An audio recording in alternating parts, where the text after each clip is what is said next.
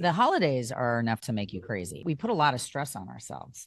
We get ourselves all worked up. And even if you don't have a mental health issue, you can create a mental health issue. You really never know what's going on in somebody else's brain. They put on a face, especially during the holidays, because you're supposed to be happy. It's a joyous time of year. Deck the halls, be merry. But for a lot of us, that's a lot to live up to. Welcome to Girls Gone Gritty. We are knee deep in holiday season, and it is December, and we continue to thank you for tuning in this busy holiday season. Hopefully you're enjoying us while you're shopping, taking your dog for a walk, while you're getting outside, whatever it is. We hope you'd like us and share us on all social platforms because we really appreciate you. But my goodness, it's been a whirlwind. I needed a vacation from a vacation. Having so much action over Thanksgiving, I decided I needed a quick battery recharge. So I went down to Florida, and it was the first time that I can honestly say in 4 years where I got to enjoy Florida without the stress and the sadness that goes along with both of my parents not being well.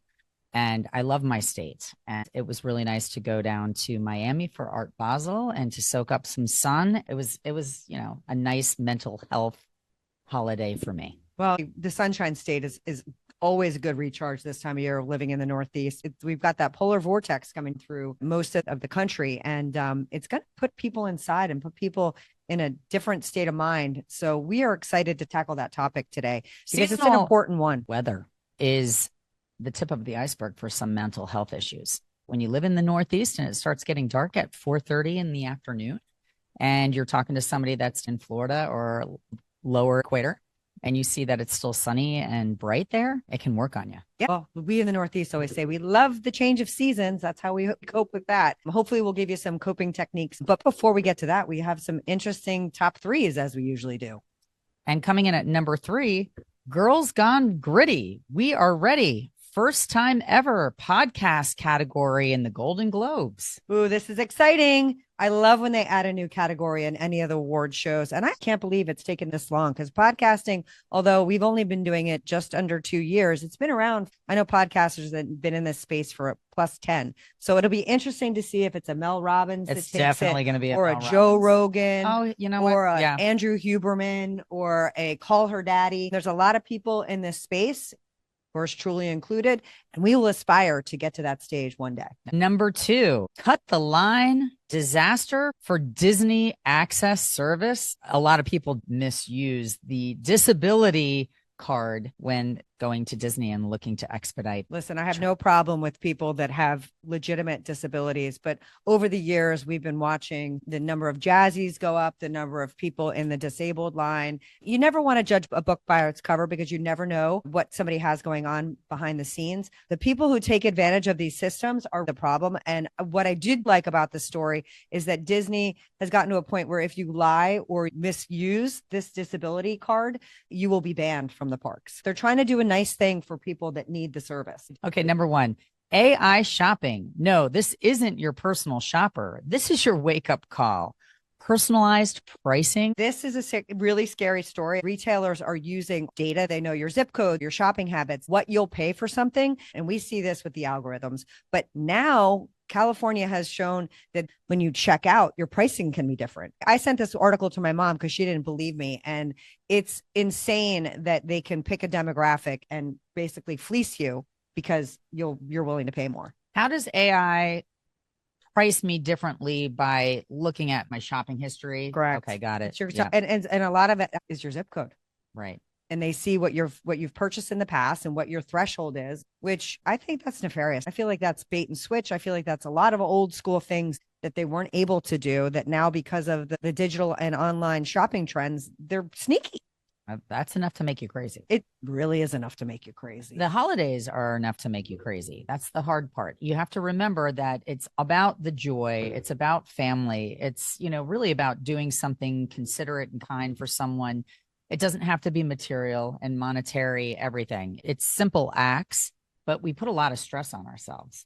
We get ourselves all worked up. And even if you don't have a mental health issue, you can create a mental health issue. The roads are filled with crazy people. So you've got road rage. There's financial pressure and stress because you're laying out a lot of cash, trying to make everybody happy. family parties and gatherings where maybe family members aren't getting along, and it's a stress inducer. There's a lot of things that start manifesting prior to Thanksgiving. And we wanted to kind of give a shout out to all these people that are in our own lives. We could be sitting right next to somebody that needs an uplifting word or a, hey, I'm here for you. And I think that's really what we're going to discuss today. And at the end of the day, you really never know what's going on in somebody else's brain. They put on a face, especially during the holidays, because you're supposed to be happy. It's a joyous time of year, deck the halls, be merry. But for a lot of us, that's a lot to live up to. And if you're feeling stressed out there, it's okay. I always like to say, first acknowledge and own and accept how you're feeling. Then if you find that you need help, there's mental health professionals. That's something that's become a bit of a disclaimer. And I don't want to take that too lightly. That's not something that we want to gloss over on any stretch. Hopefully you have a network of people that will help you identify some of these areas that are concerned. So things to watch out for the holidays. There's a couple of identifiers that we can say, ooh, maybe I should check in with mom, dad, grandma, my cousin, my college student who's stressed, who's coming off of really hard exams, who's waiting for midterms to come out. There's so many stressors around this time of year that aren't holiday induced, but fall during the holidays. Well, one of the first things that you have to do is not assume that anybody's okay. And it's okay to not be okay. And that's the message that we really want to stress. It's okay to tell somebody, you know what, I'm not great. Somebody says, how you doing today? Today sucks. And say it. And then that will help you have a conversation that might alleviate some of the stress or the pressure that you're going through. We don't have to put a smile on our face and wear it when we're not feeling it. In fact, a lot of times there's cries for help that are missed because of the mask that we're wearing. Remember, as a kid, we used to have to do a smiley face. You'd go down and it would be a frown. And then when you went up, it was like, what we can't do is put on a fake face, because then it's our fault if no one comes to the rescue on some level. But it's also challenging. You don't want to be Debbie Downer. You don't want to walk into a party or a social situation and feel like I'm going to tell everybody my dirty laundry or share my baggage. So it's also a healthy balance as to when and where you share. I know I feel that way a lot, where I'm like, okay, I'm just going to pull my bootstraps up and I'm going to make it okay. And it's going to be better once I get there. And that's okay. But we have to make sure that we're not overloading our nervous system with stuff that we're not dealing with, because if you do, some of these things can unload later. I think that's very true. What's below the surface and above the surface. And holiday blues, that term exists for a reason. You're very normal to feel the stress and the anxiety of holidays. It's a real thing. And it's not necessarily something that you have to be diagnosed with. So we're going to, give you some examples of what can bring on stress. And then we're also going to give you some examples of what you can do to try to alleviate depression and stress that goes hand in hand with this beautiful time of year. The high expectations and social pressure. It's on your shoulders. Office parties, buying things for people. If you wanted to try to throw something, if you're trying to be the host of your family, there's a lot of expectations. And sometimes you have to stand back and reevaluate if it makes sense for you to do it. Those that know me know that I'm always decked out in holiday gear. And I find it easy to do that. I understand that for some of us, it's difficult to even think about what you're wearing to the holiday party. So the simple expectation of what I'm putting on my body for a lot of people is a holiday decision making is a stressor. I have friends that can't order a drink off the menu because there's too many choices. You have to be empathetic. Yeah. There's always somebody that might not be as capable or as confident or as secure as you when they're doing something. So the expectation piece can be really overwhelming.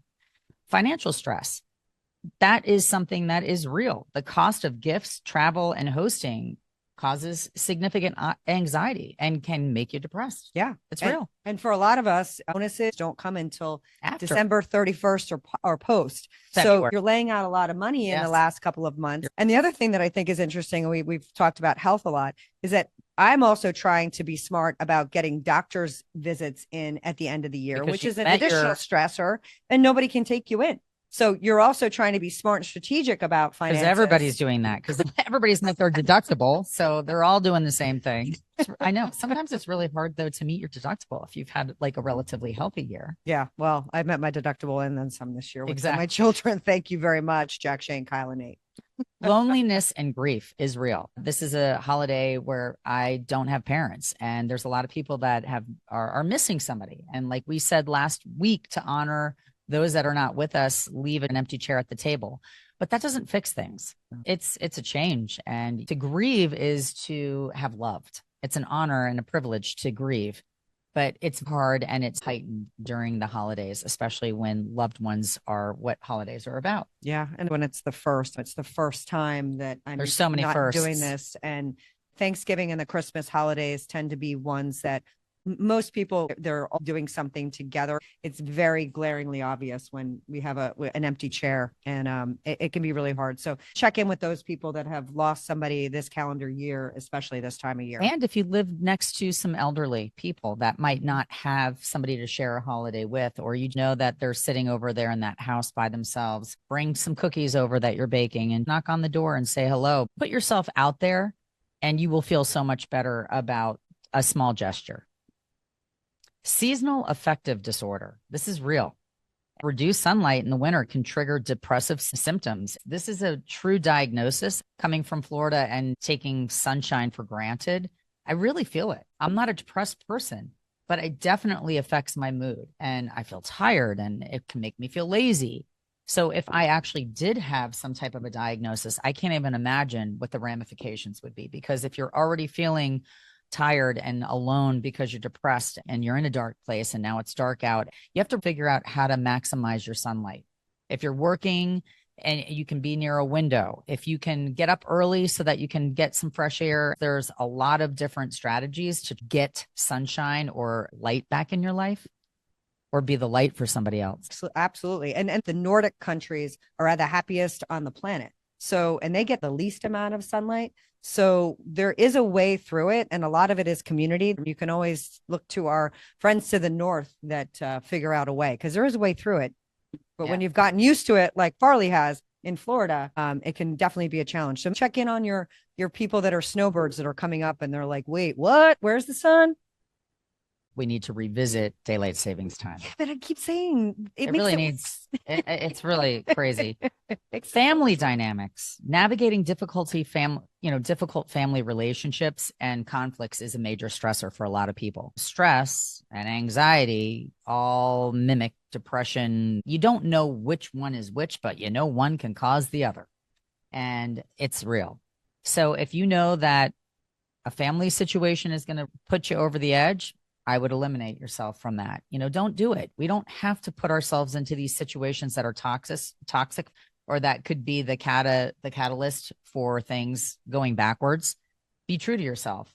Be honest. And if you have to say, I just don't think I can make this happen for mental health reasons, I think that's a very good out. Be honest. Absolutely. It doesn't work. You don't have to get to the nitty gritty and point out exactly why, but you're going to respect yourself and you're not going to put yourself into a situation that is toxic. And the golden rule is, if you can be around people that when you leave them, you feel better, I would suggest it's that people should be filling up your cup and not taking from your cup. If you're not feeling great and you go into a situation and you feel worse, maybe reevaluate what that situation was, because we really want to be looking to relationships this time of year when time is so valuable. And at the end, you're like, oh my God, now I'm charged up for the rest of my day. And that's not always easy. There's work obligation. There are family obligations. And some of it's unavoidable. It really is.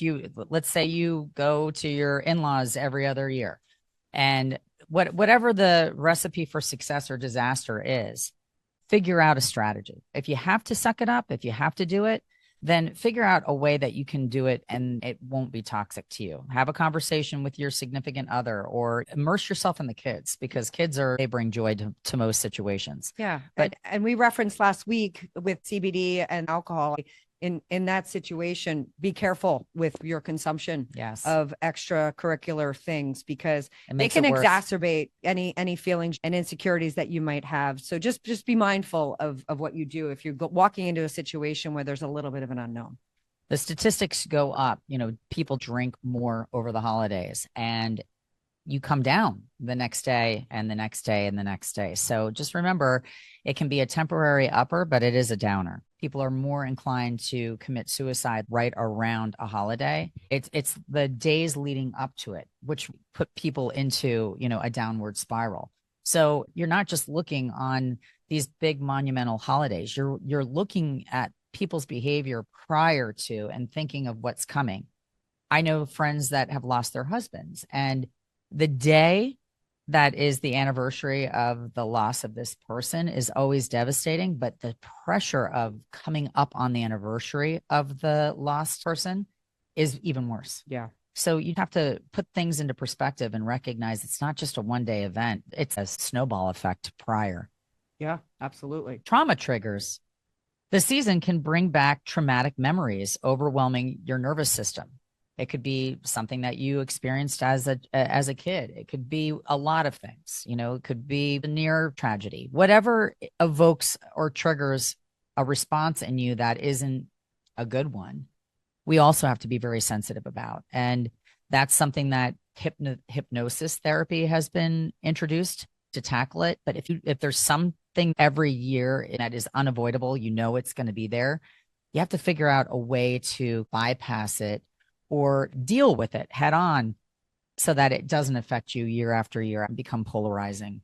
Yeah, because then you have a repeating story that you're telling yourself, and you may have even migrated from the truth of what that actual scenario is. Try not to hold on to things. I know I try and practice this and try not to repeat stories to yourself about how things went last year.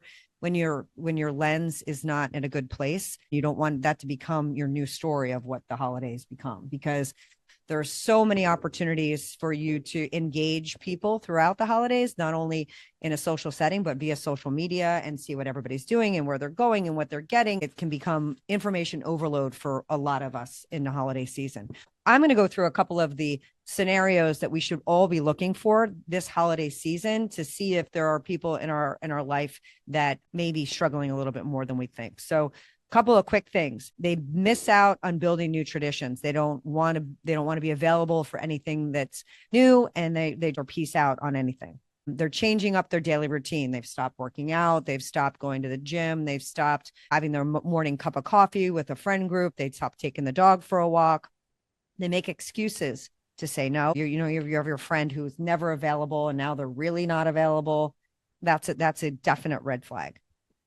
They're having a hard time picking out gifts for anyone. They're in an apathetic point of view. So that's another dangerous sign. If they're a noticeable homebody, if they're not getting out of their house this time of year, that can be concerning. The other thing is that when you get incredibly nostalgic, that means that you may be living in the past and not excited about today or the future. That's a red flag. Watching old movies, old shows over and over again, that plays into the nostalgia card. You're not decorating for the holidays. You're not finding the joy in the holidays. You get irritable with your friends, and you're not making any plans. So if you find that there's a couple of these, we all have one or two here and there, but if you find repeatedly there's a friend or a family member or a colleague that is not acting in ways that are celebratory of the holiday season, pull them aside and ask them out for a cup of coffee. Invite them to a tree trimming. Maybe give them an ornament and remind them about what the simplicity of the holiday could be. Also, for yourself, if you're somebody that is in crises, if you're somebody that's having a hard time, manage your expectations. That means aim for not being perfect. No one's perfect, and be okay with that. That would be one thing I would recommend. Prioritize self-care. Like I mentioned earlier, if you know it's going to be a toxic situation for you, it's not going to go well for you, then be honest and prioritize yourself. Make what you want to do a priority. Seek support. We've got a lot of incredible resources out there. There's all kinds of fantastic organizations that are ready to be reached out to. The National Alliance on Mental Illness, it's known as NAMI, is considered the most widely recommended grassroots mental health organization. It's got 650 plus states and local affiliates. There's also the Mental Health America. It's known as MHA, founded in 1909. It's a longstanding nonprofit that works broadly to promote mental well-being, prevention, early identification of mental health conditions, and has a lot of community-based support. Substance Abuse and Mental Health Services, it's SAMHSA. It's a federal agency that provides resources for mental health and substance abuse disorders, supports treatment access, crises intervention, and all kinds of public health efforts. And then there's the crises text line. This is for immediate confidential crises support, feelings of hopelessness, suicidal thoughts, panic, stress. The crisis text line is commonly recommended, and people can text HOME in all caps to 741-741 to connect 24/7 with trained volunteer counselors. The American Foundation for Suicide Prevention, it's AFSP. It's particularly relevant if suicide prevention or support after suicide attempts or loss is needed. Then there's the Active Minds. This is especially recommended for teenagers, young adults, or college students. Active Mind focuses on raising awareness and destigmatizing mental health conversations by providing peer support and resources on campus or among the younger generation. There are all kinds of incredible organizations that can be discreet, anonymous. If it's something that you don't want to highlight because you're private, or you just don't feel like it's something that you can talk about openly with the people that are around you. You don't want anybody to look at you and think that you're needy, or you have pride on some level. Whatever it is that's keeping you from sharing how you're feeling, go in one of those doors. Yeah. Seek somebody that is ready to listen to you because they've been there, or this is why they're volunteering for this organization. There's so many people that have walked a day in your shoes, and they're just waiting to help somebody like you. And these resources are amazing to give you assistance during challenging times. Make sure you're sharing with people, because these AI bots are legal now in many states. So don't go on to ChatGPT or any of the chatbot ones, because the data now is showing that they are not a good source of mental health advocacy. They don't have a heart. They don't have a brain. But it's where people go when they don't want to have someone know what their situation. Yeah. You got to talk to somebody, some human being. And I think there's going to be a lot of movement away from any of these AI assisted chatbots when it comes to mental health, especially because they are culling data from the World Wide Web, and that data is not always good. Remember, talk to somebody, BODY, not a bot. You definitely need human communication.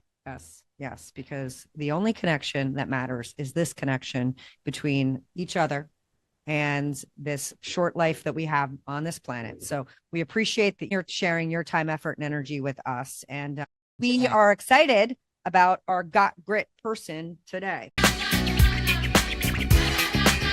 Getting jiggy with it. All right, so our Got Grit award winner this week is somebody I usually would never give some infamy to, which is a influencer. Yet there are positive influencers out there on social media. And Sam Weidenhofer, he's 22 years old, and he's using the positive measure of social media in Australia to give an amazing $1.7 million GoFundMe check to a gentleman who had no money to retire. So he took to the social media platform and was able to get this 87-year-old man money so that he could effectively retire from working his entire life. He lost his wife a few years ago, was lonely, and definitely brought some holiday joy to this elderly man. What was nice about it is asking him, why are you still in this business? Why do you still work? And he said, I don't have enough money to retire. I don't have. And this person was in a place where he could call upon his hundreds of thousands of TikTok followers to action. And now this man can retire and not have to work his fingers to the bone. Yeah. He's worked for General Motors his whole life. He's a veteran, and not able to retire is really sad state of where we are. And thank you so much for Sam for giving him that grace of being able to retire in pride. Amazing. And the song of the day, it's a song that fits the vibe of our episode today, because things aren't perfect. And even if it looks perfect, it's really not. So, sun is in the sky. Oh, why would I want to be anywhere else? Sun is in the sky. Oh, why would I want to be anywhere else? When you look with your eyes, everything seems so nice, but if you look twice, you can see it's all lies. So just remember that everything isn't as perfect as it seems. Everybody has an issue. It's okay to not be okay. And do you have any idea who that is? Only because you told me. It is Lily Allen's LDN. And talk about somebody that's not okay, but she is married to Hopper from Stranger Things. And Hopper decided to tell everybody that he was in an open marriage and had an affair.